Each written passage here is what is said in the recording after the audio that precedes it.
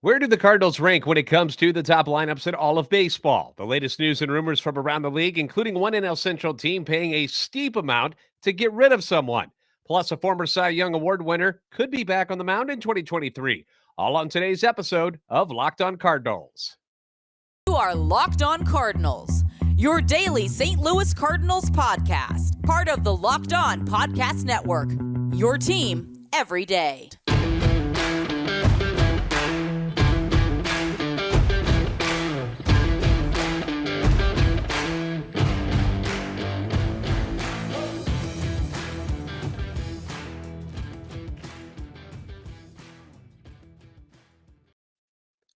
I'm JD Haffer, and I'm a national radio sports anchor, born and raised in the Lou and a lifetime Cardinals fan. And I'm your host for Locked On Cardinals, part of the Locked On Podcast Network, covering your team every day. You can follow me on Twitter at JD Sports Radio. Follow the podcast at LO_Cardinals. I want to thank those of you who make Locked On Cardinals your first listen every day. We are free and available wherever you get your podcasts. Subscribe on iTunes, Spotify, Google Podcast. Also available on YouTube. Make sure you like and subscribe and comment so you can interact with us. Hit the notification button so you know when new episodes are posted. This is a show serving Cardinal Nation and giving the best fans in baseball all of the info about the birds on the bat.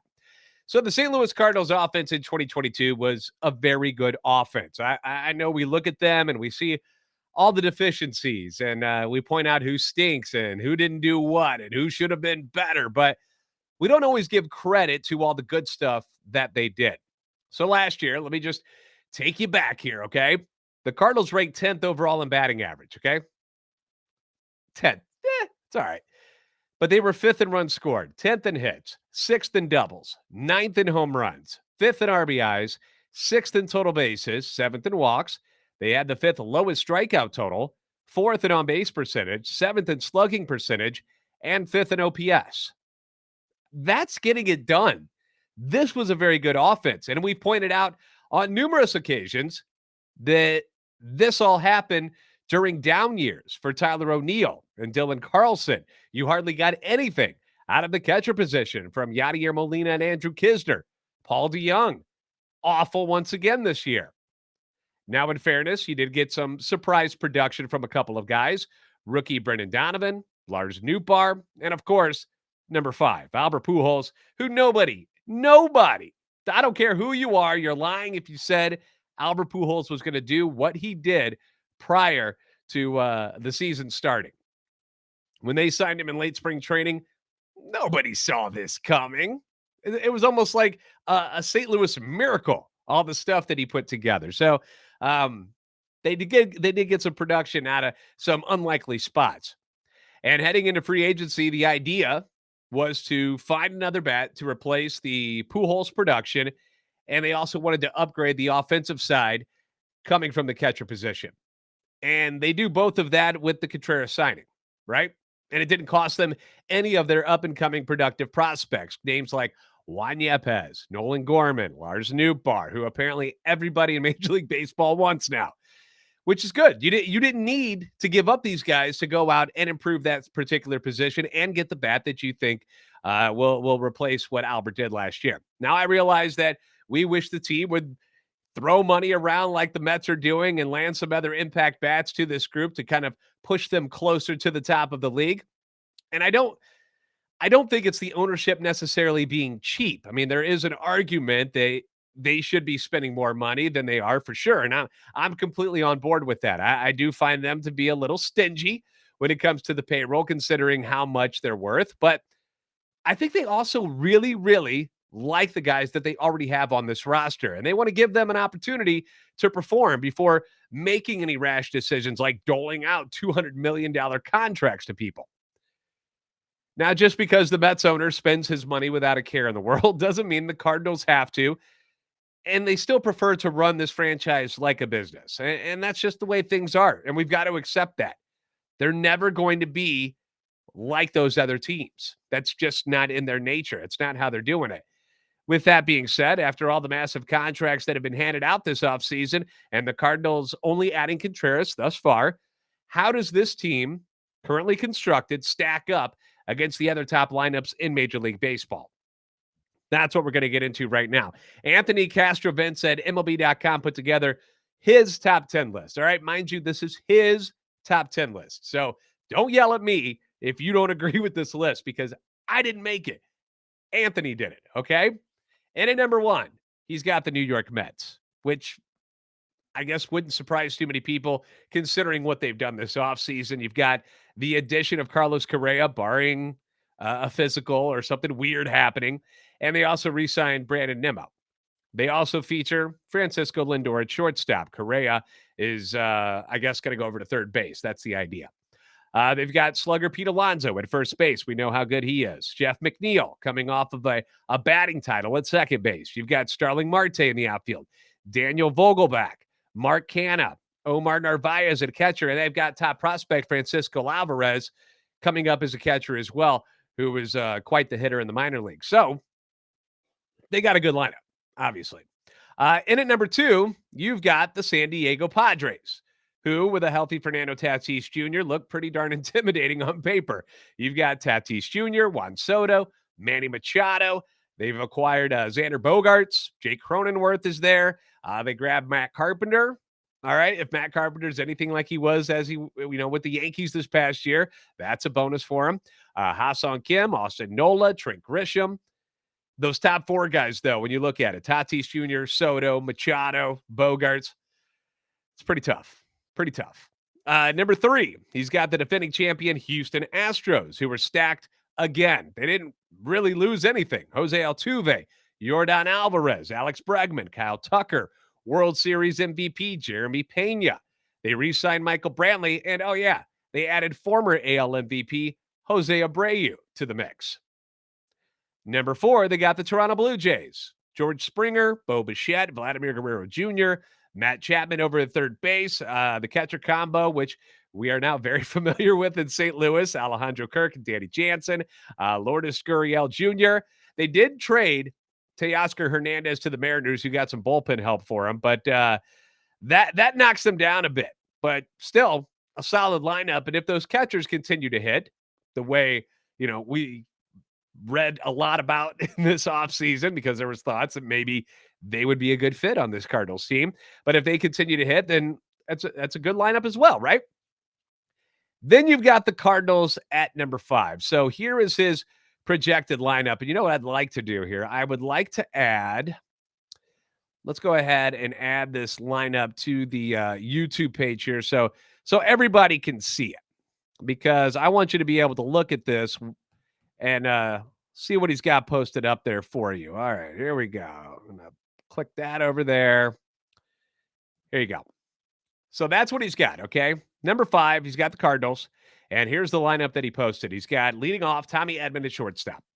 Batting second, Wilson Contreras catching. Batting third, Paul Goldschmidt at first. Batting fourth, Nolan Arenado at third. Number 5, Brendan Donovan. Batting in the 5-hole at second base. Tyler O'Neill at number 6 in left field. Batting 7th, Lars Nootbaar in right.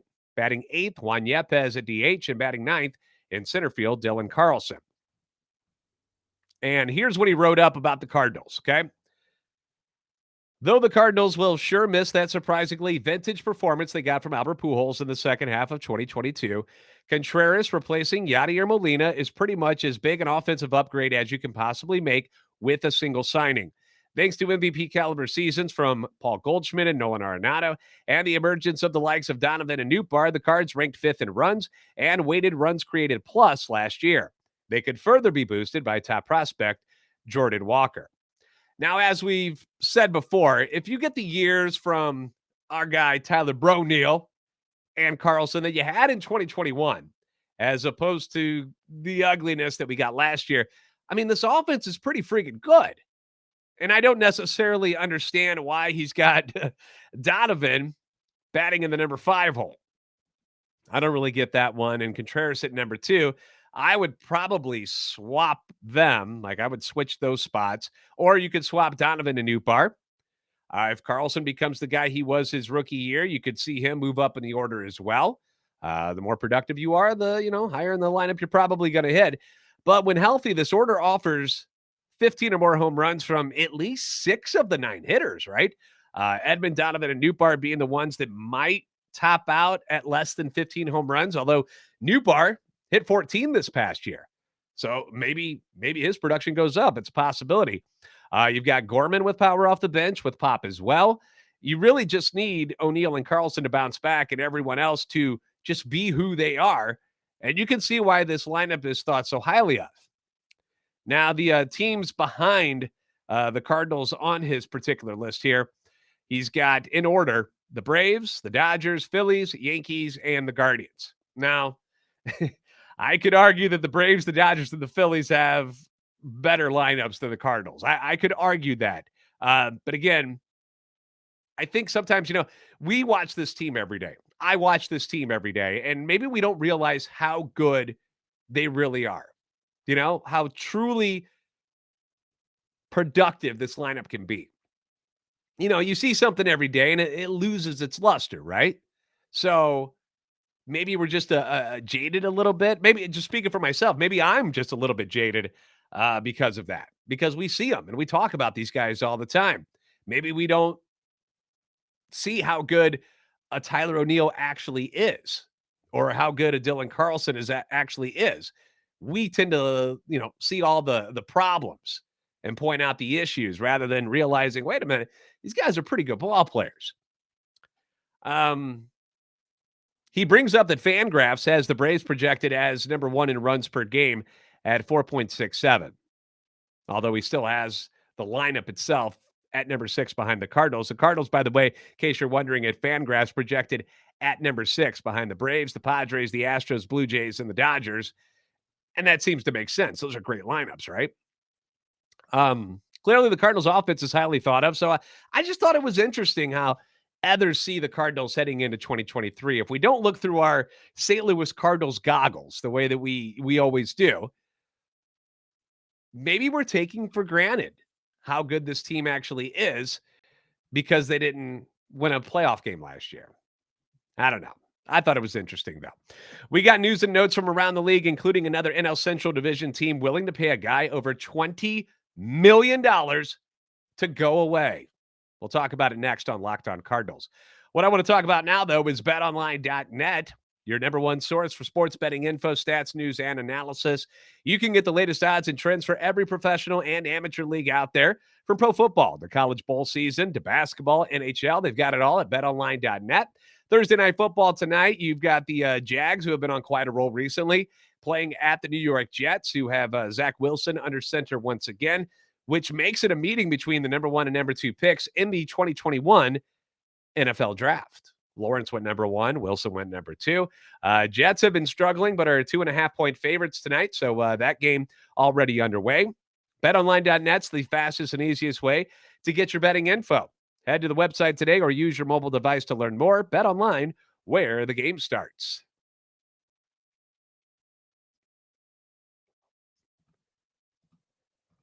Thank you for making Locked On Cardinals your first listen every day. Make sure to check out Locked On Sports today, the biggest stories around the sports world in 20 minutes or less, plus instant reactions, game recaps, and Locked On's take of the day. Locked On Sports today, available on YouTube and wherever you get your podcasts. So let's focus on the NL Central today. We don't really talk a lot about these teams too much because there hasn't been a lot to talk about yet. It's been one of the more quiet divisions in baseball when it came to the offseason, but we got some noise today, specifically out of the Cincinnati Reds and the Chicago Cubs. The Reds, they did some business today, making a couple of signings. First, they added former American League Rookie of the Year winner Wil Myers, outfielder. Added him on a 1-year, $7.5 million deal. He's coming off an injury-plagued season in which he hit just 7 home runs, posted a .713 OPS, which was his lowest since 2014. A clear, low-cost target for the rebuilding Cincinnati Reds, who cut loose their main right fielder from last season, Aristides Aquino. So it looks like they will have Wil Myers in right field. He'll have center field, looks like Nick Senzel, former number 2 overall pick. Jake Fraley, probably going to play left field for those guys. Those are probably the starters in the Reds outfield with some, other guys sprinkled in that aren't all that good, to be honest with you. But he's a guy that, if he pans out, Great American Ballpark's a hitter's ballpark. If he ends up doing well, they can always flip him at the deadline like they did with Brandon Drury and Tommy Pham. So, pretty good signing for a team doing what they're doing. The team also signed backup catcher Kurt Casale to a one-year deal. He was with the team back in 2018 through 2020. He's going to play behind Tyler Stevenson, who is a very good catcher, especially hitting-wise, but dealt with a lot of injuries last year, missed over 100 games. But the big move that the Reds made today was actually a subtraction from their roster. They designated infielder Mike Moustakas for assignment today. And Moose, as he's known as, you remember him mostly from his years with the Royals, and then he was with the Brewers, and finally with the Reds. He'll go down as one of the biggest busts in Reds free agent history. They signed him to a 4-year, $64 million deal after the 2019 season. That was when he was in Milwaukee, if you remember. Hit 254, 35 home runs, 87 RBIs. Good numbers, but he never came close to that in Cincinnati. And I'm not talking about in a single season. I'm talking about combined all 3 years. Moustakas in his 3 seasons with the Reds hit 216 with 21 home runs and 74 RBIs in 184 games. Again, that's over 3 seasons with the team. And he still had 1 year remaining on that deal that he signed. So now 34 years old, they owe him $22 million in the final year of the deal, including the buyout for a 2024 option. So it's the second offseason in a row that the Reds are having to eat money on a long-term contract that just didn't work out. They had to release another free agent bust. Remember outfielder Shogo Akiyama? You may not remember him because he hardly saw the field for them, but they signed him to a 3-year, $21 million deal and had to eat the remaining $8 million because they let him go last year. And now they're eating $22 million more this year for Mike Moustakas. So that's $30 million because I'm good at math. And they're doing it because they want to open up spots for more productive players. Wow, what a good idea. And here the Cardinals are with Paul DeJong taking up a spot on the roster again this year. Hasn't hit over 200 in 2 seasons? No, let's keep him around. I know. It drives all of us a little bit nuts, okay? I think we're all kind of sick of the Paul DeJong stuff, and everybody wants to trade him. And who the hell would want him? Why? Who wants a sub-200 hitter who lacks confidence and can play defense late in the game for $9 million? Come on now. The Cubs also made a couple of moves today, signing former Reds Gold Glove catcher Tucker Barnhart to a reported 2-year deal. And he actually spent last year with the Detroit Tigers, so you didn't hear much about him. There was some talk in the offseason that Tucker might be somebody the Cardinals would be interested in to bring him in and play catcher. Still can do it defensively, not much of an offensive threat anymore, but he was somebody that I don't know. In my mind, I was like, what if, just what if they brought in Contreras and then had Tucker Barnhart back him up? But they're not going to get rid of Kisner. They're going to stick with him. So that ship has sailed. So Tucker Barnhart, 2-year deal to the Cubs. They also agreed with left-handed pitcher Drew Smyly on a 2-year deal. So that's kind of the news going on in the NL Central right now. Nothing's really coming out of Pittsburgh as far as dealing their center fielder yet, Brian Reynolds. So we're still kind of waiting on if something ever happens with that. But that would be a big thing to go down if or when it does happen. Something big did happen late tonight, though. A former Cy Young Award winner could be back on the mound in 2023. I'll tell you about him next on Locked On Cardinals. Did you know that driving high is considered driving under the influence? That's right. Driving under the influence of marijuana is against the law in every state, even states where marijuana is legal. That means driving high could get you a DUI. And if you think law enforcement officers can't tell when you're driving high, you're wrong. Your friends can tell. Your coworkers can tell. Your parents can tell. Everyone can tell. So what makes you think that law enforcement officers don't know when you're driving high?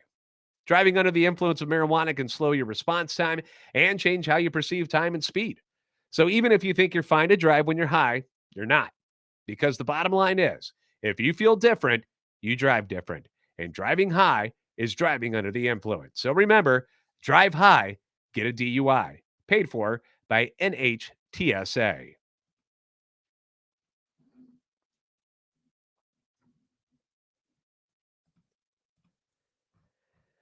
It's not every day that a Cy Young Award winner becomes available, right? It was weird this offseason that you had both Justin Verlander and Jacob deGrom, both free agents. And now we've got another former winner who could be available.